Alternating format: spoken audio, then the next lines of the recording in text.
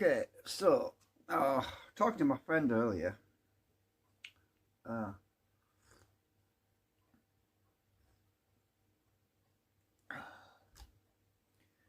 I mean, over the years, when when I was younger, we used to hear all these wonderful stories. We used to watch a program called Tomorrow's World, and it was actually BBC as well at the time. But then it used to be fairly accurate. It was telling the truth about all this future innovation about how our lives were going to be much easier in the future, and that all this stuff about phones that portable phones you could carry around with you, which obviously we take for granted now, and there was a lot of other inventions which never seemed to manifest. And when I was younger, I used to scratch my head and think, that's a brilliant idea. But when are we going to see it? When is it going to be in our homes? I mean, there was all these wonderful inventions, and we never got it. I used to think why it was such a good idea, and there was. You'd have to go and watch the old Tomorrow's World again, because it's years ago. I'm talking about back in the 70s now. But there was loads and loads of things that used to come up, and I could never understand it. I could never understand why all these brilliant inventors created all these wonderful things, like the hover car, for example. There was such a lot of good ideas, and we never saw it. It never manifested. It never became part of our lives to improve our future and everything. And then we heard all these other stories about computers, how they were advancing and improving. Obviously, that has improved, and I kept asking myself questions about this. I mean, why is it that computers have moved so quickly, whereas other things which would have benefited us have not? And it didn't make any sense to me at all. It was years later that I started to put the pieces together and started to understand what it was about. Because it wasn't about liberating humanity. It wasn't about making our lives better. It was about control. There were certain technologies which, when they were unleashed on the population, would become a danger, not to us, but a danger to the powers that be, that wanted to keep us constrained in a box, basically. But computers actually do keep us constrained in a box, because we spend our time at home. We're stuck in our living rooms. We're watching the computer monitor. We're stuck playing these games. And then there was all that stuff, the research they did back in the 60s to do with psychology and mental health and all that. And that was about studying the human genome to better understand humanity and how we work, basically. And what was that all about? Because they shut down all the mental hospitals. At least the majority of mental hospitals have been shut down, as far as I know. And now you've got the mentally ill walking around the streets. So where's that compassion gone? Maybe there was never any compassion there at all. Maybe it was just that we were basically lab rats. I've just said it anyway. So we're basically being studied for an agenda that we don't really want to think about. And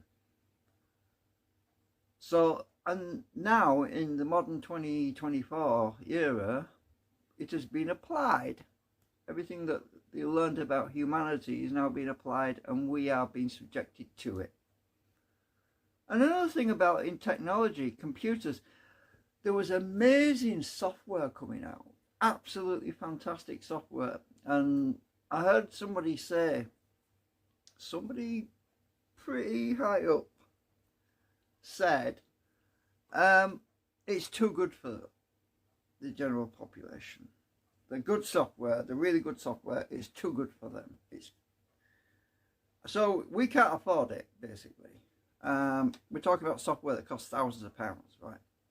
So we get the stuff that's basically inferior and is always breaking down. Why? Why do we get stuff that's always breaking down? Is it because they can make more money out of us?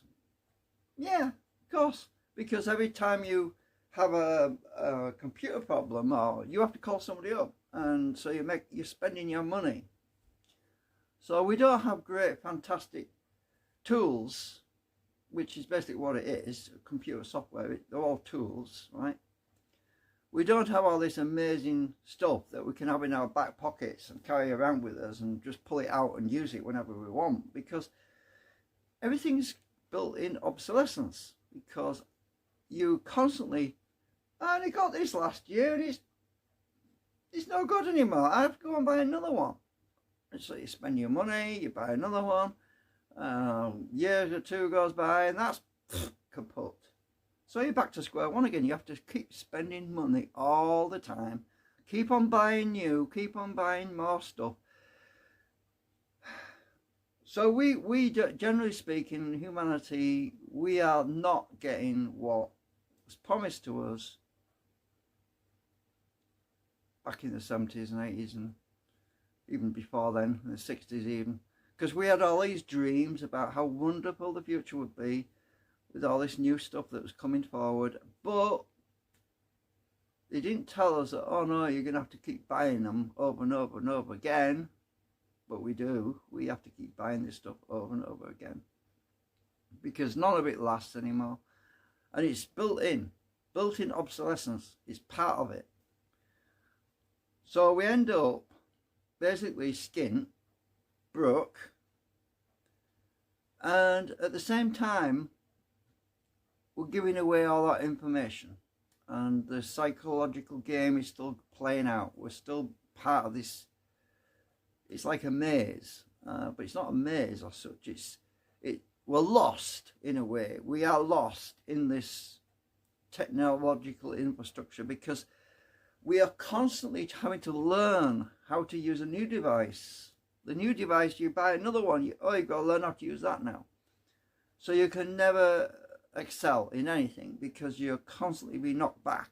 You're knocked back because it goes wrong and you have to go and buy another one.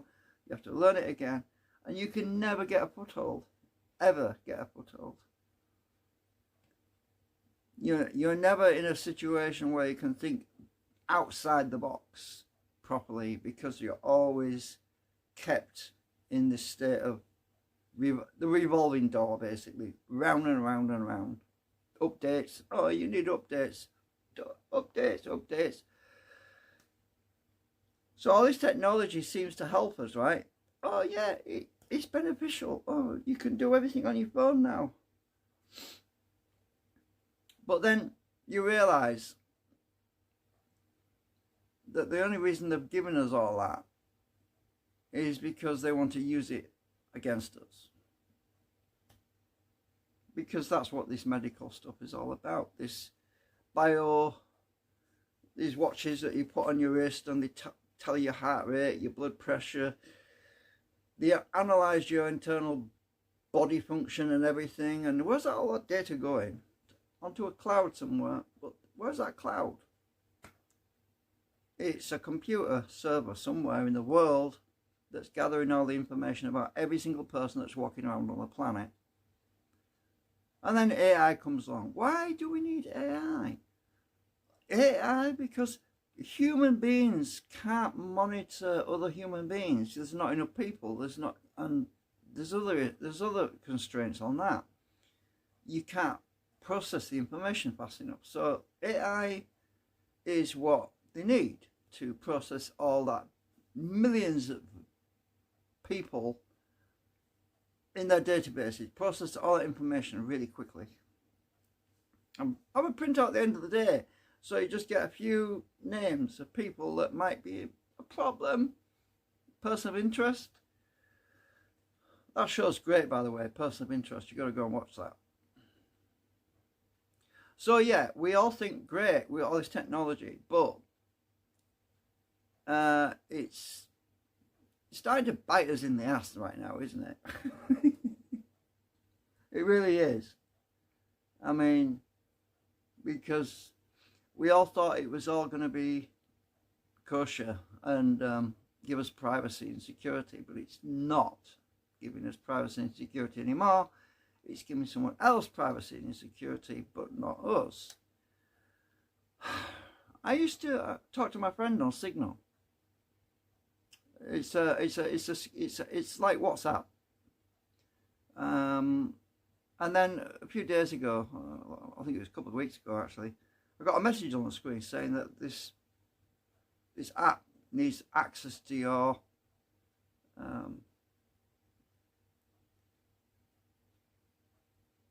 because I'm on Linux, it wants to have root access.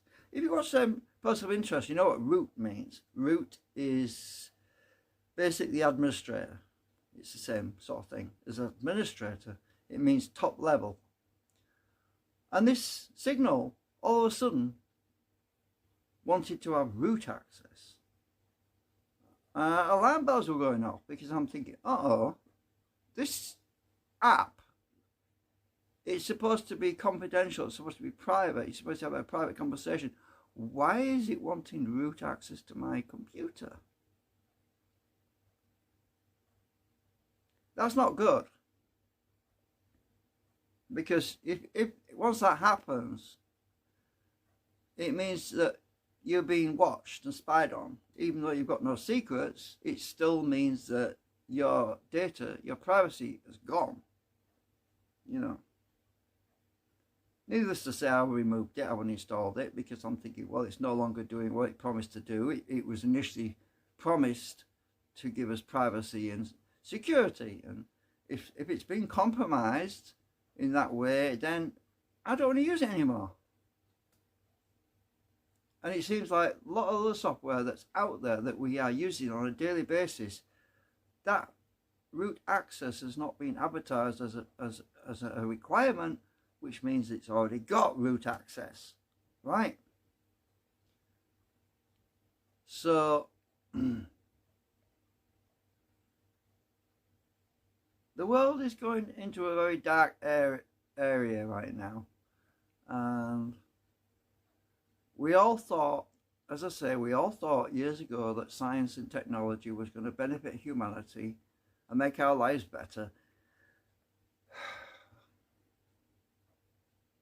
But it seems to be the opposite, doesn't it? It definitely seems to be the opposite.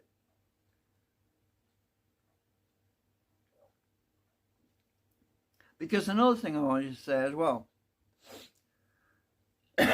about those tools that we thought were amazing. You know, we've seen a few of those tools. There's been software that came out and we thought, oh, this is wonderful, this is amazing, this is brilliant, I love this software.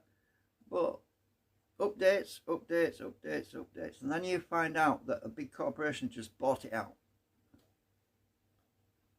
And the guy that wrote the software invariably provided an amazing service to you, and you were really happy with the software.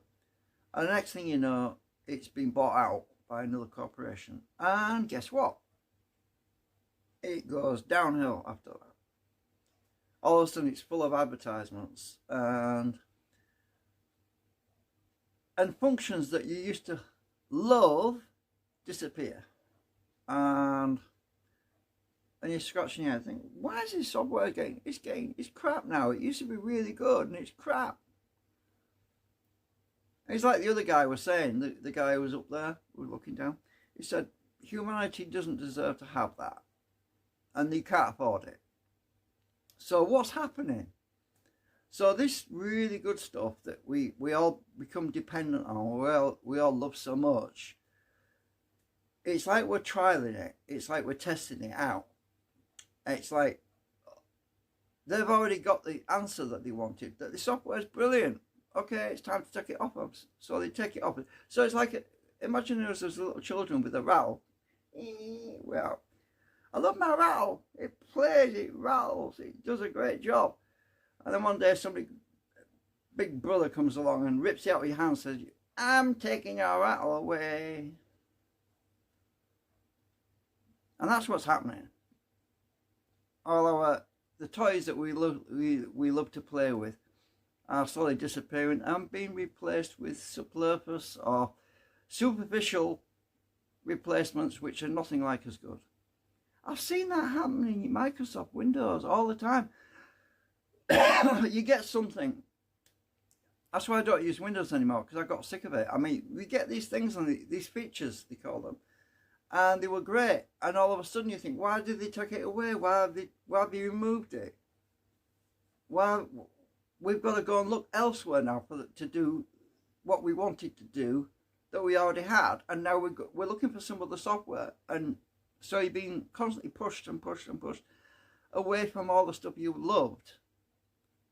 And now we're being pushed onto Linux, and Linux is great right now, but is it still going to be great in 10 years time? Well, maybe I won't be around that long. I don't want to be around when Linux also ends up in the same boat as everything else seems to end up. So anyway, that's my little rant today about technology and the way things are going, and we can't keep anything really great in our pockets, you know, as our tools, because it always ends up being devolved. Well, we see it as being devolved because that's what we're allowed to have, but the originals that were great, they're still up there somewhere. We just can't reach them anymore because they've gone upstairs onto somebody's shelf, top shelf, that we can't get to. That is what's going on. We are like little rats running around in a maze, testing stuff out,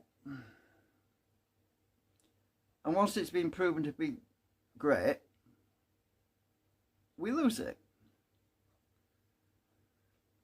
Or we have to pay a fortune to get it back.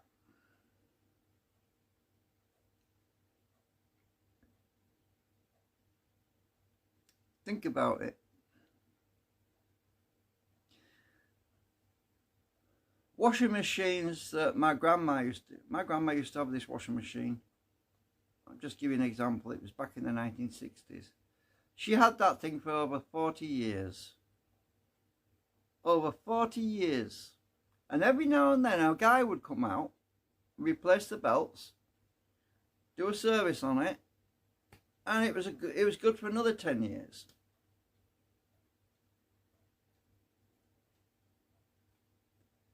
Now,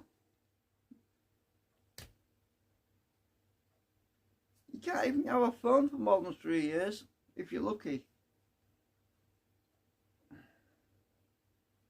I mean, name anything really that lasts you more than a year. I've heard stories of people telling me, oh, I bought this TV, I only had it 8 months and it's died on me. Everything is breaking down quicker, wearing out quicker. It's not because it was badly made, I mean as in assembled. No, it's the components that they put in it that are designed to fail. So, why? Because we have to keep spending money that we don't even have anymore.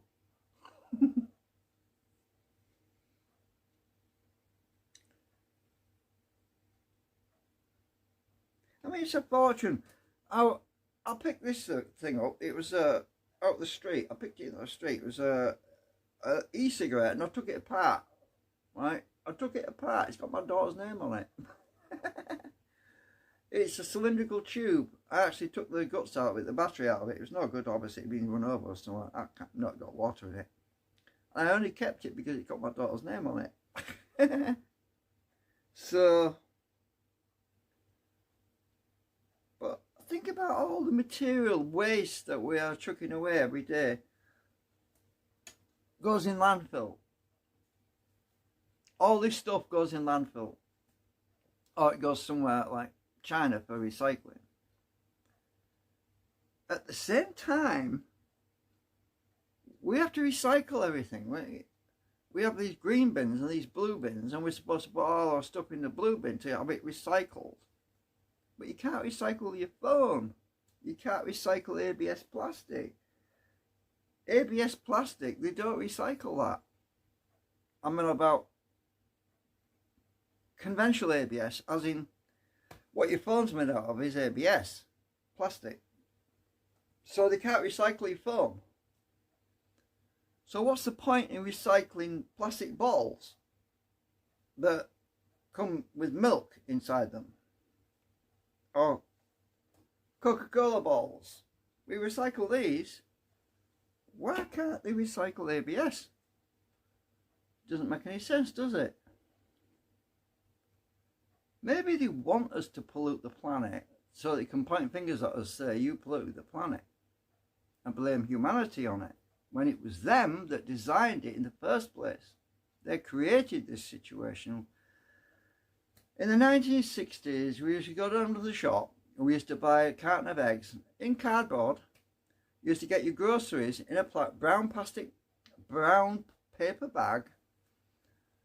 It was all very ecologically sound. Everything was really, there was no plastic back then, in the 60s and the 40s and the 50s. It was all stuff that you could bury in the ground without any harm to the environment. And all of a sudden, they made it so that everything was made out of plastic. It doesn't make any sense, does it? Unless you think maybe they just want to blame us for polluting the environment and say it's our fault and there's too many people and we're polluting the environment, and then carbon tax and all that. So they can tax us. That's all it is. So they can tax us. When before, we didn't need to be taxed because we were environmentally friendly before, and now we're not.